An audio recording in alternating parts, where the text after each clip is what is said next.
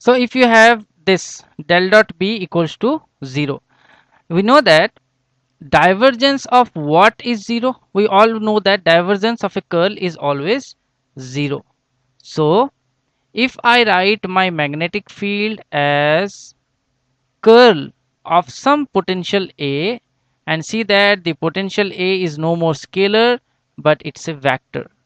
The potential of the electric field is a scalar, but potential of the magnetic field is a vector, because you are taking a cross product, and cross product is always taken of that of a vector.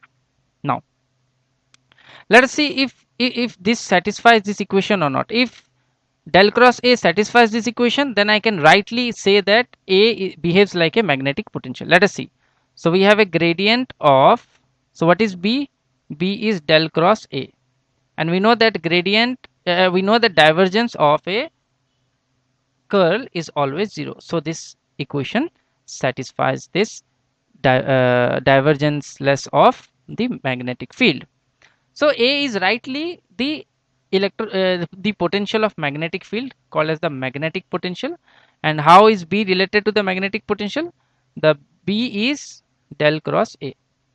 So what is the meaning of these two equations? These two equations says that if you are given a problem where you are given V, then you can easily calculate E by using the relation. You just take the gradient of V and you can easily calculate the electric field for a given V. If in a problem you are given a particular A is the magnetic vector potential, then you can easily calculate the magnetic field just by taking curl of A. So this is the meaning of these two formulas. Agreed? Now,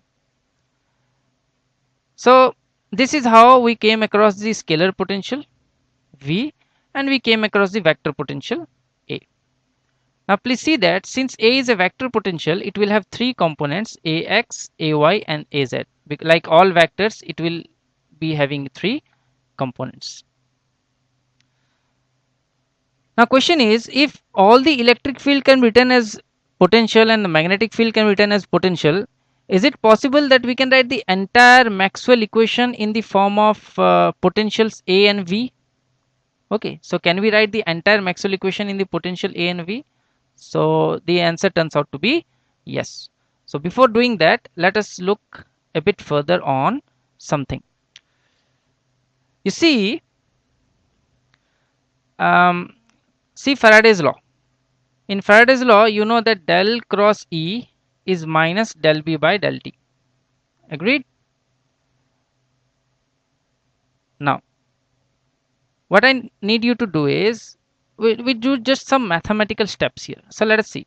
So I can write del cross E as, so what is my B? So B is actually del cross A. So I am writing B in the form of its magnetic potential. Now what I need to do is, I'll take this that side. So what I'll left with, I'll be left with say cross product of E plus dA by dt. Okay, agreed? This is just simple algebra, and we know that E and A both are vectors. We know that if curl of a particular quantity is 0, then this quantity can be written as a gradient of something. So I can write E, so which quantity is curl is 0? The entire quantity E plus dA by dt. This quantity E plus dA by dt, this complete quantity has a 0 curl. So it means this can be written as a gradient of a particular vector. And this brings us to the final equation, where I can write E equals to minus gradient of V minus dA by dt. Agreed? Now let us look at the physical meaning of this particular equation. What does this equation say? You see, when you have a particular charge distribution, or when you have a potential because of this charge distribution, you do have electric field. So the first equation says that whenever there is a potential, there is an electric field linked with that potential. Now the second part says that there is a dA by dt. Okay, the second part says there is a dA by dt. So whenever there is an A, So whenever there is an A present in space, you know that there is a magnetic field linked with it. And the moment you say that the A is changing with time, then it means the magnetic field is also changing with time. As a result of which, the second term says that if there is a dA by dt, it means there is a changing potential, and that changing potential gives hint about the presence of a changing magnetic field, and that changing magnetic field will produce E. So the production of electric field in space actually has two sources. One is the presence of charge and another is the presence of a changing magnetic field. So both these information 1 and 3 is encoded inside this one equation. Agreed?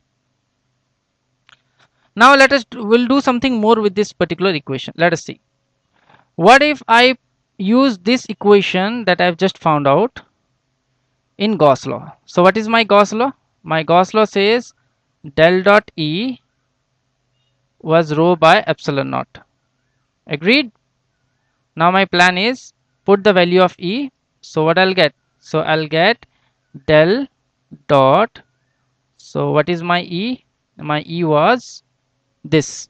So what happens to this equation? A simple algebra will show that you will get an equation del square V plus d by dt of, you have a del dot A. Till now we had only del cross A. Now we have a term del dot A. So dy dt of del dot A is equals to rho by epsilon naught. So now what happened here is my Gauss law has been turned into a law that contains both scalar and vector potential. So let me keep it aside. Let me keep it on the side here. Agreed? And let me drop the derivation. So remember, note down the derivation.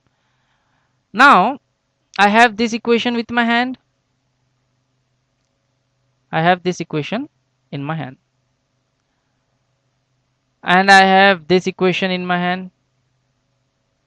I can do one more thing. That one more thing is, what if I use this equation, that is the modified Ampere's equation, and write this in terms of potential.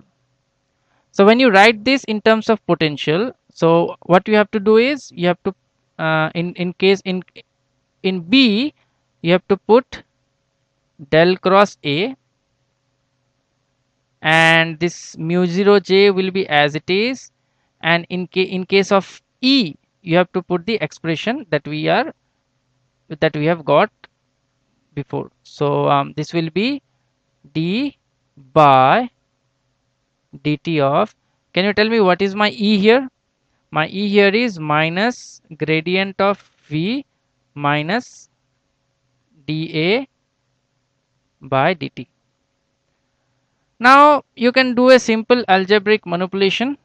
Okay, and that simple algebraic manipulation is, you can write this del cross A as gradient of del dot A minus the Laplacian of A, okay, equals to, and the right hand side will be as it is. So so the right hand side will be as it is. Now a small manipulation will fetch me an equation. I am just writing the final form of this equation. The final form of this equation will be a big one, so that will look like del square A. So let me write the equation completely. This is what I'll get. So let me read out the equation. So what I got here is del square A minus mu naught epsilon naught d square A by dt square minus gradient of, in bracket, del dot A mu plus mu naught epsilon naught dv by dt. So what happened here is that my four Maxwell equation, all these four Maxwell equation which was in terms of E and B, That is 6 unknowns has been converted into the equation number 1 and equation number of 2 with 4 unknowns. Why 4 unknowns? Because A itself has 3 components x, y, z, so 3 unknowns here, and V is a scalar function, so it has only one unknown V. So the entire Maxwell equation, the entire 4 Maxwell equation has been converted into two equations, that is equation number 1 and equation number 2. As we discussed earlier, that is there a way I can convert the 4 equation into 2 equation? Yes, so these are the 2 equation.